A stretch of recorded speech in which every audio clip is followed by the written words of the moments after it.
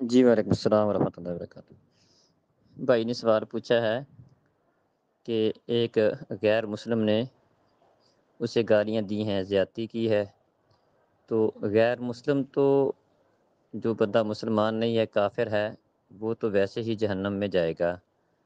تو کیا اس کے علاوہ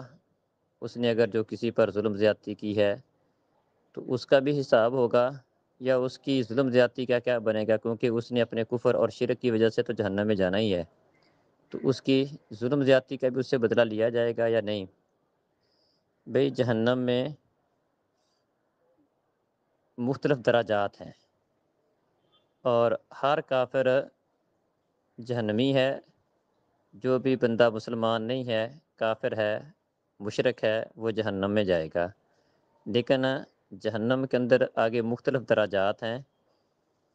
جس بندے کا جتنا بڑا جرم ہوگا وہ اسی حساب سے جہنم کے اس درجے میں ہوگا۔ ایک آدمی اس کا جرم یہ ہے کہ اس نے شرک کیا ہے، کفر کیا ہے، ویسے انسان ہونے کے ناطے وہ ٹھیک ہے،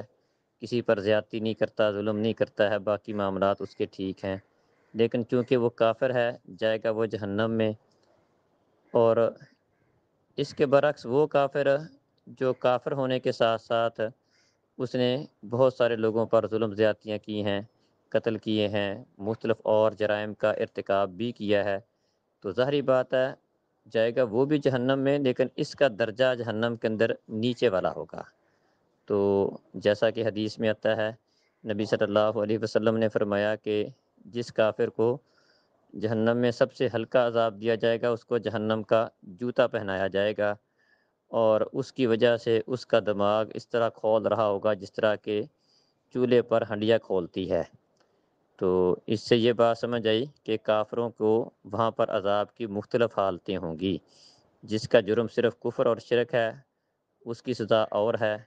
اور جس نے کفر و شرک کے ساتھ ساتھ اور بھی جرائم کیے ہیں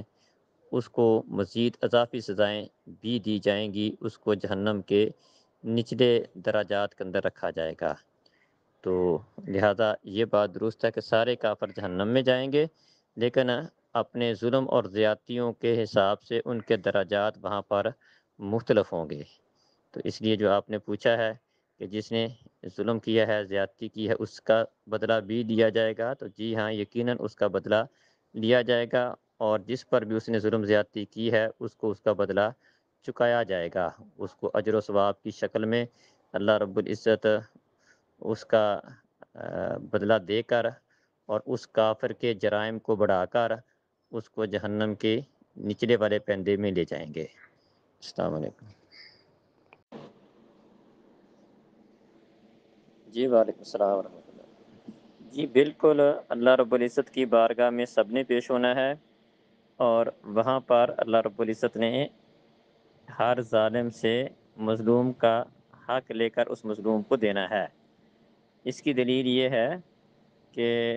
مشرکین مکہ نبی مکرم صلی اللہ علیہ وسلم کی دعوت کو ٹھکراتے تھے اور مذاق اڑاتے تھے، تو اللہ رب العزت نے قرآن مجید میں فرمایا کہ انکم میتون و انہم میتون، اے اللہ کے رسول آپ پریشان نہ ہوں، یقیناً آپ کو بھی اس دنیا سے رخصت ہونا ہے اور انہیں بھی اس دنیا سے جانا ہے۔ ثم انکم یوم القیامت عند ربکم تختصمون، پھر تم سب اللہ رب العزت کی بارگاہ میں اللہ کے پاس جھگڑو گے۔ مراد وہاں پر ہر وہ بندہ جس نے کسی پر ظلم زیادتی کی ہوگی، تو مظلوم وہاں پر اپنا مقدمہ اللہ کی بارگاہ میں دائر کرے گا، اور اسی طرح جو حق کو جھٹلانے والے ہوں گے ان کو وہاں پر جو حق والوں کا وہ مذاق کرتے تھے، معاملات کرتے تھے، وہ اس کو سامنا کرنا پڑے گا، اور وہاں پر اللہ رب العزت لوگوں کے درمیان فیصلہ کرے گا۔ اس کی تفسیر میں ابن عباس رضی اللہ عنہما فرماتے ہیں کہ اس میں ہر وہ بندہ شامل ہے جو وہاں پر دنیا میں کوئی بھی تکبر کرنے والا تھا، تو قیامت والے دن وہ تکبر کرنے والا اور کمزور بندہ، وہ دونوں کا آمنا سامنا وہاں پر ہوگا اللہ کی بارگاہ میں۔ اسی طرح ظالم اور مظلوم کا، اور حق والے کا اور ناحق کا، وہاں پر اللہ کی بارگاہ میں وہاں پر وہ جھگڑیں گے، اور ان کا معاملہ اللہ کی بارگاہ میں ہوگا اور اللہ اس کا فیصلہ فرمائیں گے۔ اور اسی طرح اور بھی قرآن مجید کی بہت ساری آیات اس بات پہ دلالت کرتی ہیں کہ وہاں پر جس طرح کے مسلمانوں کے متعلق بھی فرمایا کہ اگر کوئی مسلمان ہونے کے باوجود اگر اس نے کسی پر ظلم زیادتی کی ہوگی